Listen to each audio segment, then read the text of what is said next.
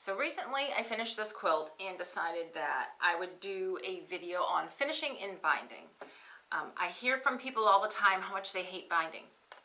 I think anything I'm good at, I like doing. So I've bound a lot of quilts. I'm getting pretty good at it, and I figure, hey, let's, share the news. It's not that hard. I've seen some videos on binding. I've seen some good ones, and I've seen some that make it even seem harder than it actually is. And I thought I'd go over a few different ways that people finish things so that you can pick how it's best for you. The most important thing about trimming this quilt is that the corners are square. That way when you're doing the binding, the corner can look really, really good. So I start in the corners, and I have a large corner triangle, and I put that down, and I cut around it. And now the corner of the quilt isn't always really square. So you have to kind of, if it comes in a little bit here and there, you can line it up with another part of the quilt or however you need to. But the important part is that this and this are cut extremely square. And I'll do all four corners prior to anywhere else on the quilt.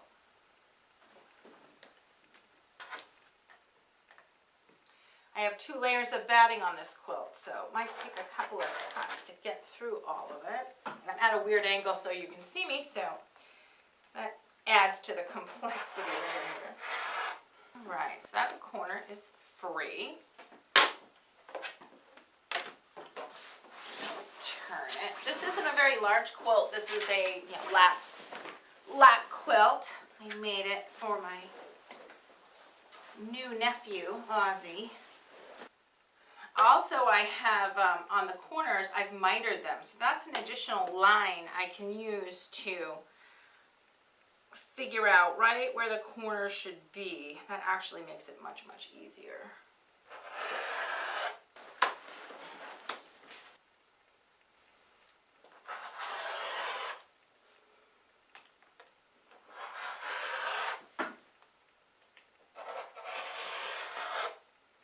So now our corners are free.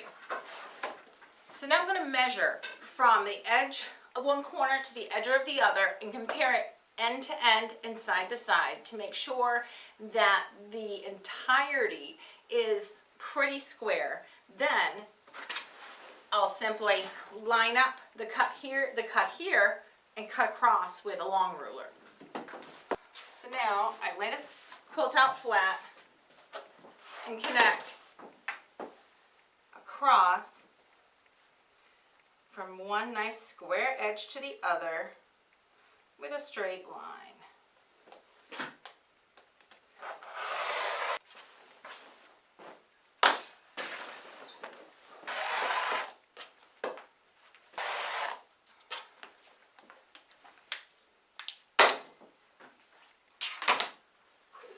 All right, she's free.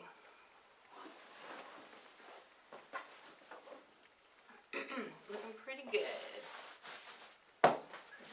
So this is the fabric I've chose for binding.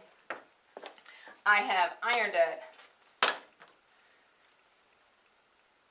folded it in half lengthwise, and cut the selvage off.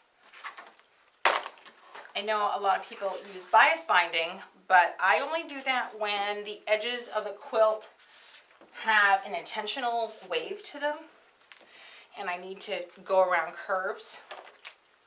Otherwise, I just use a straight cut, and I piece them all together on a diagonal seam. So I'm cutting off the top. It's not nice and even. And then I cut mine in 2.5-inch strips. I know a nice 1/4-inch binding would be, I think, a 2-inch strip, but I'm pretty generous. I like to have a little more meat on the edge here, especially when when the quilt is all pieced along the edge. So I'm going to measure down 2.5 inches and cut over and over and over.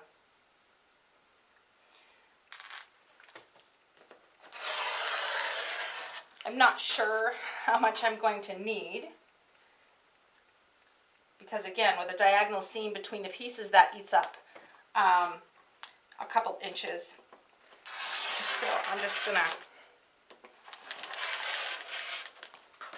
gonna cut several, piece them, measure, and cut a few more pieces after that to make sure I have plenty.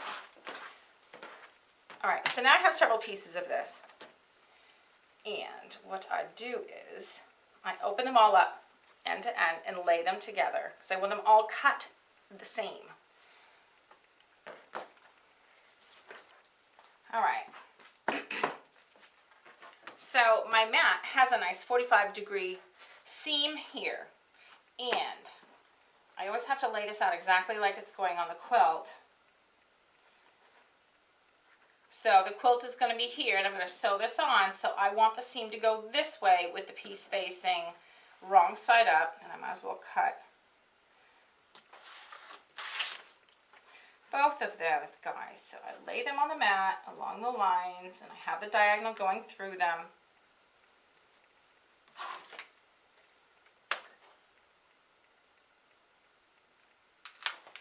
And I cut it. Now, these guys will go together like this. And I need to cut the other ends the same way. You would think, oh, you're going to cut in the opposite way. No.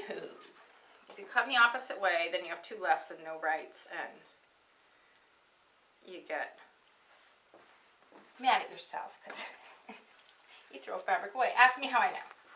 So I'm going to line these all up so I can cut them all straight.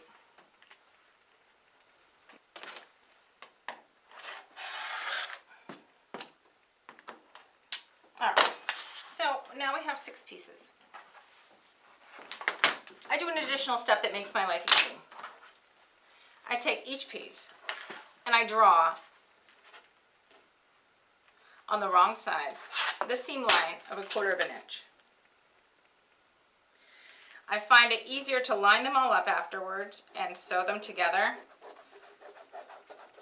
because I always miss the mark when I'm trying to just eyeball it. I do this on one end, and I'll show you why when I pin them. So here's my number 1 guy, and I'm going to pin him to the end of the number 2 guy that isn't marked. And I'm going to want them to go like this when they're done, so I'd actually sew them like this. And when I line them up, I just make sure that my drawn line is right from the beginning to the end where this meets. And that makes my life easier. And I don't normally pin it in the seam, I just pin it elsewhere so I don't have to remove the pins as I go if I don't want to, so that isn't moving. So now I continue. Since this is the marked end, it'll be the unmarked end here, and I picked another marked end. They look like that, go like this.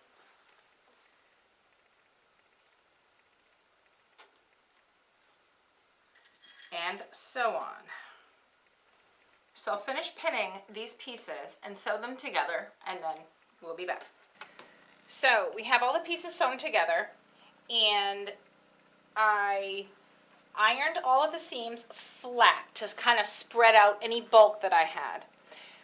Once they were all together, I went and held them up against the quilt and determined I needed a couple of more, so I've got those added on now. And I have additionally folded this in half and ironed it flat, except for the very end. And at the very end, we are gonna flip over 1/4 inch and iron it. And then, again, press it in half all the way to there. So now we have this nice little flip. We're gonna go over and pin it on the quilt. All right, I'm gonna kind of start down near the bottom here. I hope you can see this well. I've got the end that I flipped over for a finished edge, and it's folded in half, but I'm gonna open it again for the first 6 inches or so, and pin to the quilt. And I usually pin just to the corner because, as you know, there's the turning to do and all of that. So I pin, I'm gonna pin about that far, and I'm gonna sew just to here and then flip. Let's see if I can see here.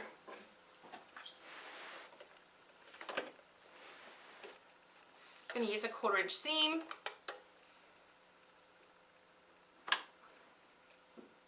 I'm going to use kind of a small stitch, both for stability and because I like to be really precise with this, and I like to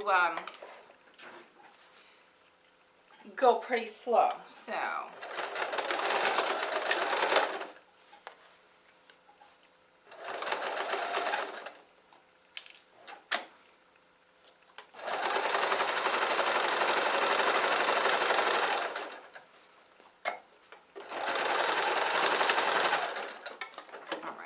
done with that section. So now I'm going to fold it in, begin sewing again approximately where I ended over here.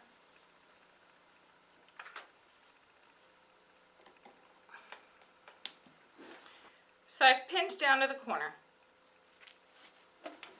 Now I'm going to sew down to there, stopping a 1/4 inch before I hit the corner.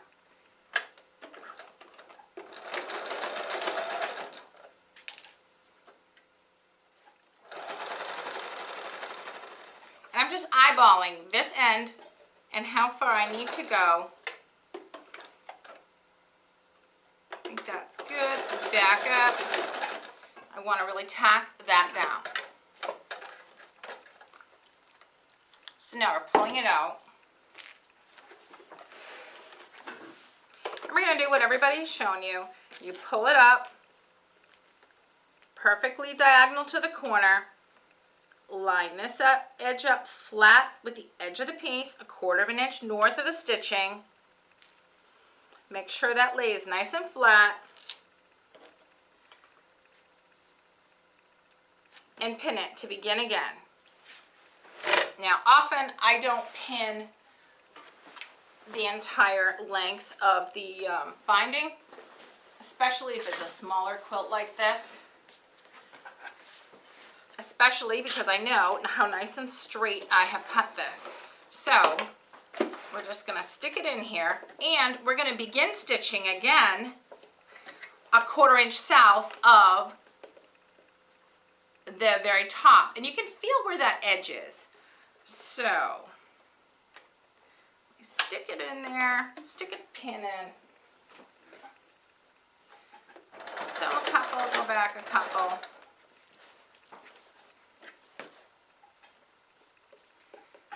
Continue down a little bit.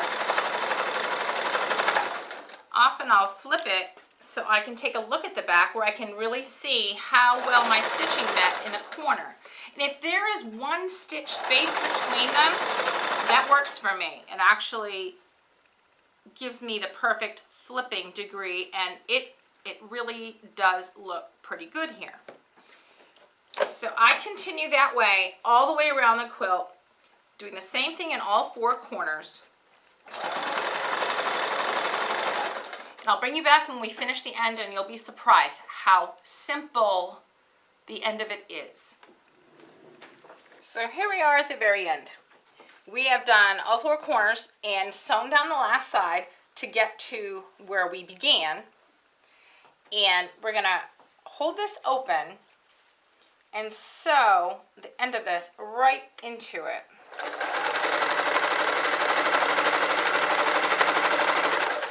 Like so. This is normally when I would have the most stress.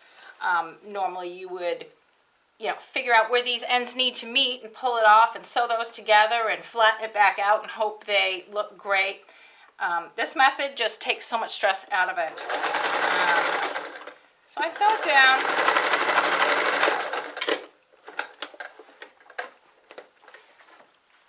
And then I cut it off. And then I stick it in, folding that piece back over it like so. I sew that down. To where I began sewing both together originally.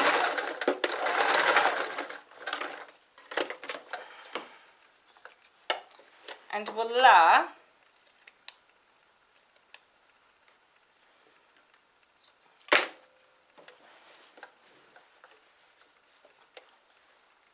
Now you have just this inside of this, you have that little seam there. And when you flip it over the back, it looks like that. You can't tell where that seam actually is. You can stitch it neatly closed if you like, but it's not necessary. And you don't have to worry about where the end is. It's that simple.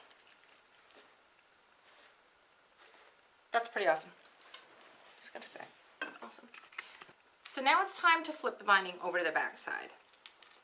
I finish by hand, so I sew the front side when I'm putting the binding on, and then I flip and stitch the binding on by hand on the back. If you were going to top stitch this down with a sewing machine instead of by hand, you would have sewn the binding to the back of the quilt, flipped it over to the front, and stitched it down again, so that it looked really pretty on the front, and the back might, you know, or might not be perfect. First, we're going to do the corners. Now, there's some bulk there for the back of the quilt, and you leave that because you want this corner to be nice and pointy, and you need this bulk to support that. However, there's a lot of bulk, so I tend to trim the corners. So here's the corner of the binding only, and I lift this up, and I snip in almost 1/4 inch.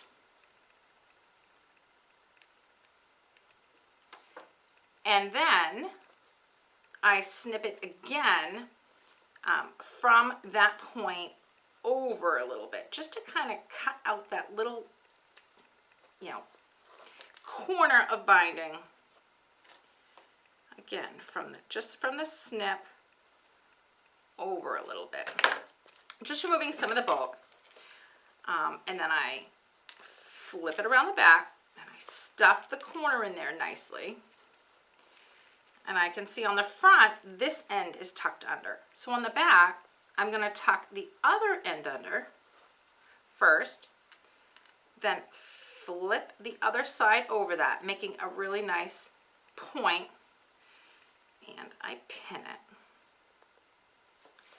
And then the corner looks nice and sharp and pointy, and over and under, very nice. I continue folding the rest of the binding under, and I don't pin it all because I sew by hand, and pricking myself 5,000 times like I would is no fun. So what I've done is buy some sticky tape. It washes away. And I've read other people's notes online, and other people use a strip of Elmer's glue and then they iron it down, or you know, there's other products you can use. I use this tape. It's a double-sided sticky tape, and I just stick it down.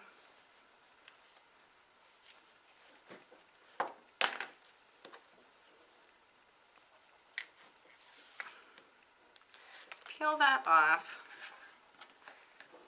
pull these edges and flip them over.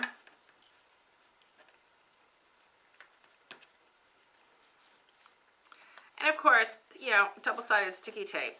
it's gonna come out here and there. So additionally, I have these nice red clips. So every few inches, I clip it to make sure the tape is holding that down nice and flat.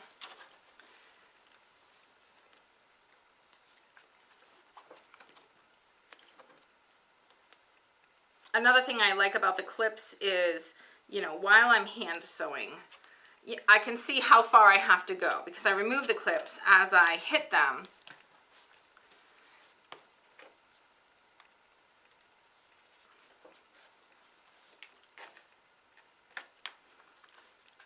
And that's a nice tell for how far I actually have to go. And I find this tape is very repositionable, and it wasn't super expensive. Thank you, Amazon. So I would go all around and pin or clip and tape, and then I sit in my new chair and hand stitch this. Of course, if you are going to do this by machine, these clips would be a pain. So I would flip and stick down one side at a time, stitch it, go back, pin the next side, stitch it, and there you'll have a finished quilt. So it was finally a beautiful spring day here in Meredith, New Hampshire. So I went out for a motorcycle ride today, came back, ready to relax, finish up stitching this binding down. Got my good light, got my peepers, got 3 threaded needles, and I'm gonna go at it until I finish. Thanks for watching. I hope you got some good tips. I hope this takes a little bit of the pain out of binding your quilts so they don't pile up anymore. And if you do it a different way that's simple, shoot me a line. I'd love to hear about it. Maybe I'll demo it. Anything to make this easier would make it more fun. Have a terrific day.